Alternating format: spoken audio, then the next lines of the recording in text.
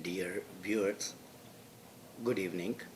You are watching Meet Television Network, and I am Akhtar Naseem, the host of this segment. Dear viewers, this television has come up with a new segment, and that is the Canadian politics.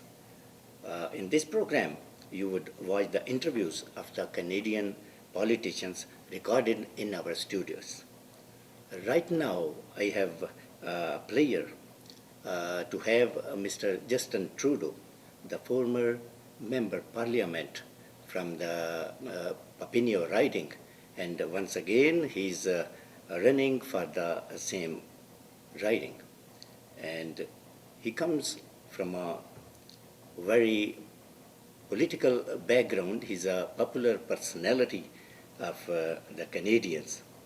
And Mr. Trudeau, we welcome you in our studios. It's a pleasure to be here. Thank you. And let us come to now the questions. There are a few questions that I'll be asking you and expecting from you the answers.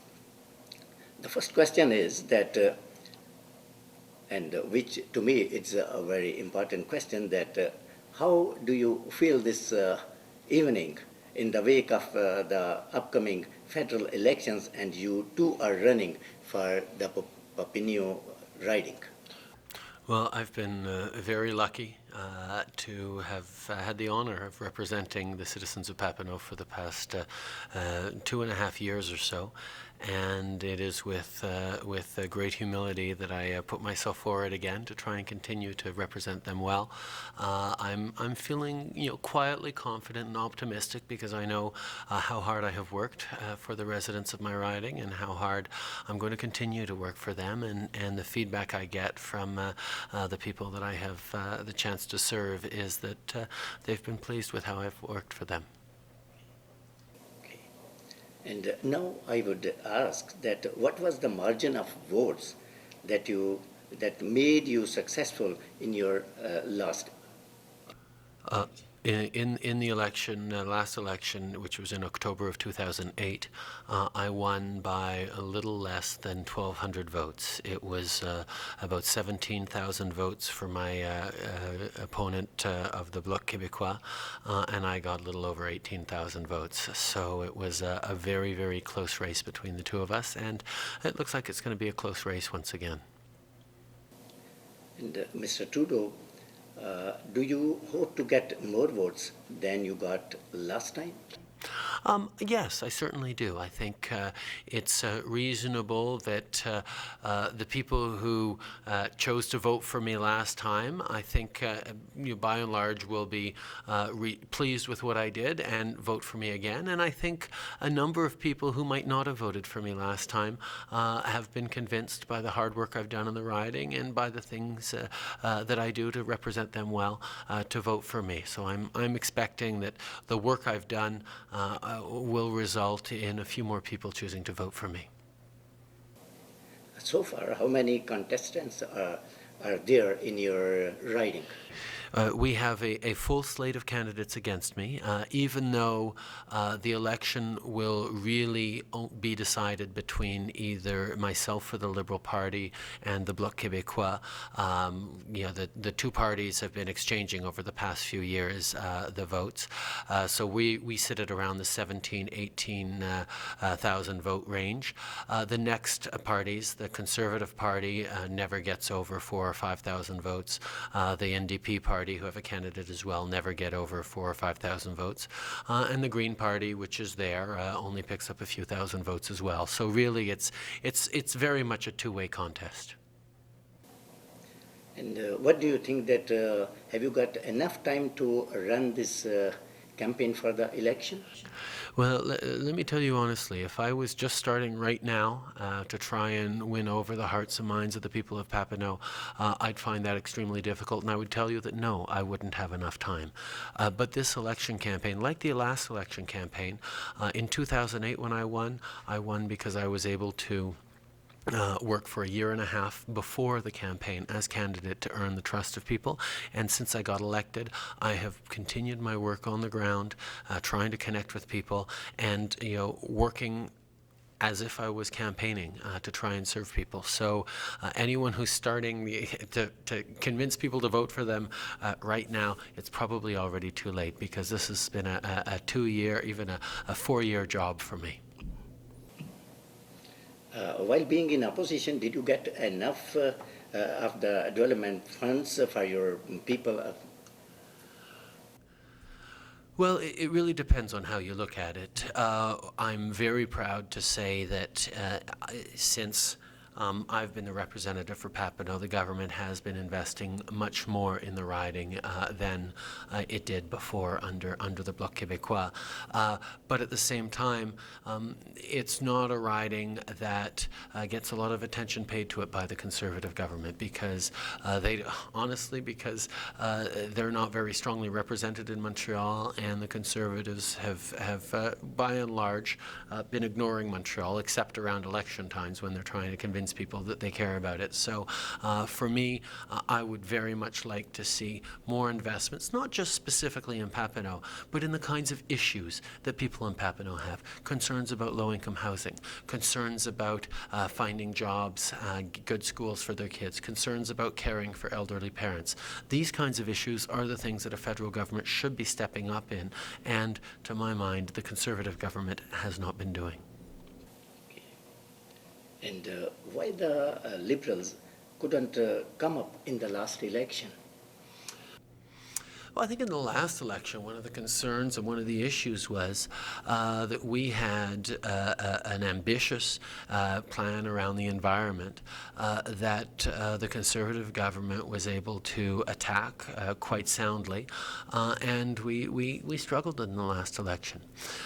However, this election, I think we learned our lesson a little bit, and to run less on abstract ideals, as important as they are, and we hang on to them, and being much more concrete in what we're offering our families, whether it be money for a post-secondary education, whether it be help for low-income families, whether it be help with elderly parents and pensions. These are the kinds of concrete measures that we're campaigning on. We're going to do a lot better in this campaign. Since Canada is consisted of multicultural communities, and there are so many communities, they are not satisfied with the immigration and citizenship policy of the government. What do you think? If you come into power, what are you going to do? Well, listen, one of the things that as official critic for citizenship and immigration for the Liberal Party, I've been working on over the past few months, is pointing out two things that this government is failing with in terms of immigration and citizenship. The first one is Jason Kenney, our immigration minister, is blending his responsibility as a minister who serves all Canadians with his role as an activist for the Conservative Party. So he's basically saying, I will help you as a community if you turn around and promise to vote for the Conservative Party. And maybe that happens in democracies in other places around the world, but that's not supposed to happen in Canada. So I've been really calling into account the politicization of our immigration decisions. But on the other hand, for example, this government has decided to cut in half the number of parents and grandparents allowed to be sponsored in a year from New Delhi, for example.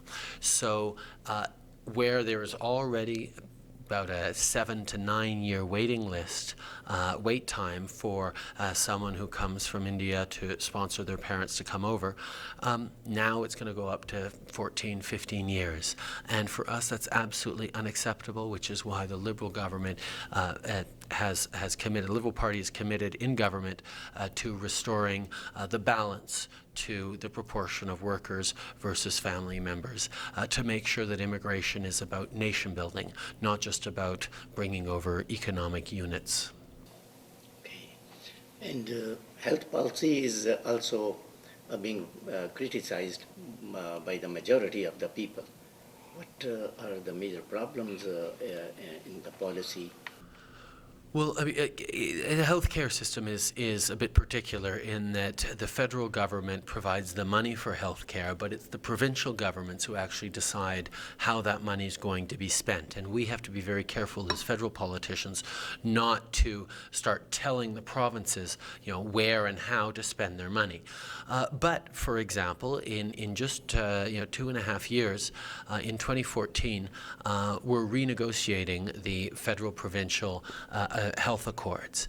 And that's going to be a time where the federal government will have to demonstrate its commitment to strong public health care for everyone. And unfortunately, the government we have right now has repeatedly called into question our universal health care system in such a way that it really concerns me if it is Stephen Harper and his government renegotiating the Canada Health Accords, we're going to end up with a health system that is much, much weaker than the one we have, which is already in a fair bit of difficulty. How do you find the ethnic communities with you? It's interesting because the Trudeau name and the work that my father did in opening up this country to the world and understanding that Canada as a country needs to be strong because of its different identities. It needs to be welcoming to the world. And, communities like the Pakistani community are, for me, a tremendous example and vindication of my father's belief in building a strong country around new immigrants. But on the other hand, an awful lot of people in my riding and elsewhere have arrived since my father was Prime Minister. He left office almost 30 years ago now. So a lot of people have shown up, and what I have the pleasure of doing is introducing them to the kinds of values that my father gave me, but mostly the kind of world that we're trying to build for the future. So I don't spend too much time talking about my father's legacy, but I do very much share his belief that Canada as a country is strong not in spite of our differences, but because of those differences. And do you have some special projects for your riding if you are successful once again? Listen, one of the things that comes back in the riding all the time as a really pressing need is the need for a housing strategy. The finding of good apartments, finding of places for our seniors, finding low-income and co-op housing, it continues to be a tremendous challenge. And one of the things that I've certainly pushed for is that the federal government commit to putting more money into housing strategies to make sure that people have that solid base from which they can start achieving their dreams. If you don't have a home, if you don't have security around where you live, then you're not able to excel, to contribute, and to build your dreams. The next question is that what would be the major policy for the country for the Liberals if they come into power? Well, I think this government or this election is around two things. The first one is around our economy, as elections are always around the economy. But secondly, it's very much around what we are how we are behaving within our democracy. How do we try and maintain our institutions, our democratic institutions, our parliament? On the economy, this Conservative government wants to invest in expensive fighter jets. They want to invest in tens of billions of dollars in new prisons. They want to invest in lots of different things that don't line up with the priorities of Canadians, like reducing taxes for the biggest and most profitable companies. What the Liberal Party wants to do instead of leaving the money in the hands of big businesses to who will try and create jobs for Canadians, we want to give the money directly to Canadians so that they can go to school, so that they can find better jobs, so they can take language courses, so that they can care for their ailing parents, so they can start investing in strengthening their own communities and their own abilities to contribute. It's very much a difference between investing in Canadians versus investing in a system. And on the side of the democracy, we have a government that is disrespecting our democratic institutions, has been found in contempt of Parliament, won't talk to media, won't answer questions from Canadians or from the press. This is not the democratic country that I've grown up to love. This is why we were trying to take that back. Okay, and this would be the last question, and for my viewers, I would ask that what is the stance of Liberals while our Canadian forces are in Libya now? Well, listen, I think one thing it's very important to highlight is that the Canadians are there in an air support role. We are not intending on, putting our soldiers on the ground in Libya. I think what's happening there does need the intervention of the international community, but Libyans should be able to free themselves from their dictatorship with the right kind of support. I don't think anyone wants to repeat the mistakes of the Iraq War, for example, that Mr. Harper would have had us join into. Unfortunately, a Liberal Prime Minister, Mr. Krejcik, kept us out of, or even the questionable impact that we've had in Afghanistan of maybe not doing as much good as we would have liked to. I think we need to be very, very careful. But I mean, it's one thing to support the arrival of democracy in Libya, but we have to ask very difficult questions about some of the other countries around the world where we have good friends, where we have good relations with the governments, but they are not necessarily full democracies either. And how we move towards a world in which individuals' voices and values are recognized and protected is a mission for Canada. I wish you good luck in the upcoming elections. Thank you very much for being with us in the studios. Thank you very much. It was a real pleasure. Thank you. Dear viewers, you watched the interview of Mr. Justin Trudeau, who's running for the Parliament from Papineau riding, and in future we will be inviting all the politicians to our studios for the interviews. Thank you very much. Allah Hafiz.